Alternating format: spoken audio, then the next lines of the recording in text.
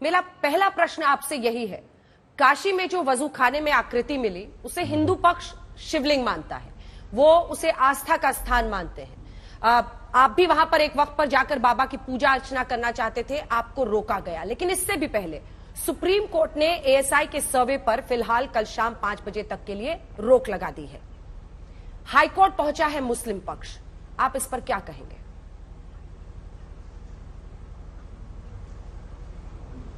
देखिए, supreme court ने सांस लेने का उनको मौका दिया है कि भाई ठीक है, आप तैयार नहीं कर पाए, तैयार कर लीजिए, 2 दिन 3 दिन का समय दे दिया जाता है। तो उसमें हमें कोई आपत्ति नहीं है, समय दे दिया जाना कोई गलत नहीं है। लेकिन हमको इस बात पर आश्चर्य हो रहा है कि अगर जांच हो जाएगी तो क्या समस्या हो जाएगी हमारे मुस्लिम भाइयों को।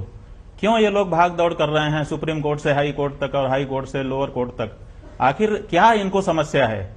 इनकी भागदौड़ को देखकर के ये लगता है कि शायद वहां ऐसा कुछ है जिसको जनता के सामने आ जाने पर समस्या इनको हो जाएगी, इसीलिए किसी हालत में जांच नहीं होने देना चाहते। तो इनके ये जो कार्य हैं अपने आप में इस बात की पुष्टि करते हैं कि दाढ़ी में तिनका है। आप बतौर शंकराचार्य क्या राय रखते हैं इस पर? आप भी वहां पर जाकर जल चढ़ाना चाहते थे, क्योंकि आप भी उस आकृति को पहले से ही शिवलिंग मान चुके हैं। आपकी क्या सोच है इस पर? देखिए, हम मान चुके हैं कि बात नहीं है।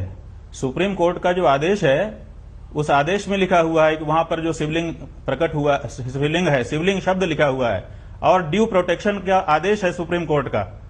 ये तो वाराणसी का जो स्थानीय प्रशासन है उसके द्वारा पूजा नहीं की जा रही है, अन्यथा ड्यू प्रोटेक्शन का आदेश सुप्रीम कोर्ट का है। और ड्यू प्रोटेक्शन का मतलब होता है कि जो है जिसका प्रोटेक्शन किया जाना है उसके बारे में निर्णय लेना पड़ेगा। अगर गाय होगी तो चारा देना पड़ेगा, बच्चा होगा तो दूध देना पड़ेगा, व्यक्ति होगा तो भोजन देना पड़ेगा, और अगर मूर्ति है तो उसकी पूजा करनी पड़ेगी। यही ड्यू प्रोटेक्शन है। तो जब सुप्रीम कोर्ट ने हमारे ड्यू प्रोटेक्शन हमको कहा हुआ है और शिवलिंग शब्द का प्रयोग किया हुआ है, तो फिर अच्छा, अगर वो विचाराधीन भी है, मान लीजिए कि केवल हम मान रहे हैं, दूसरे नहीं मान रहे हैं, तो विचाराधीन कैदी को भोजन पानी दिया जाता है कि नहीं दिया जाता है?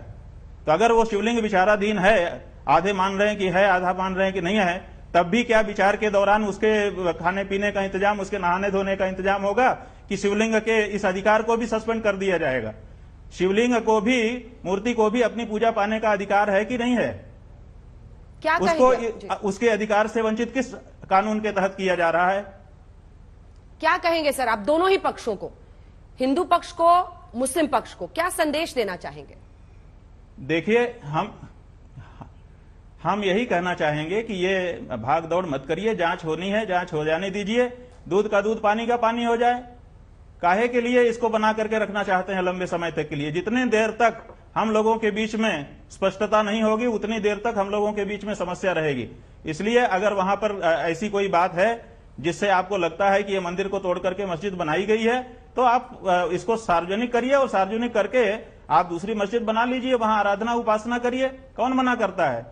लेकिन अगर आप चाहें कि नहीं, हम कब्जा ही किए रहेंगे और किसी को वहां पर झांकने भी नहीं देंगे, देखने भी नहीं देंगे, अदालत आदेश कर देगा तो उसको भी रोकने का प्रयास करेंगे, तो ये सब जो सौमनस्य है, जो हार्मनी है, उसको बढ़ाने वाली चीजें नहीं है।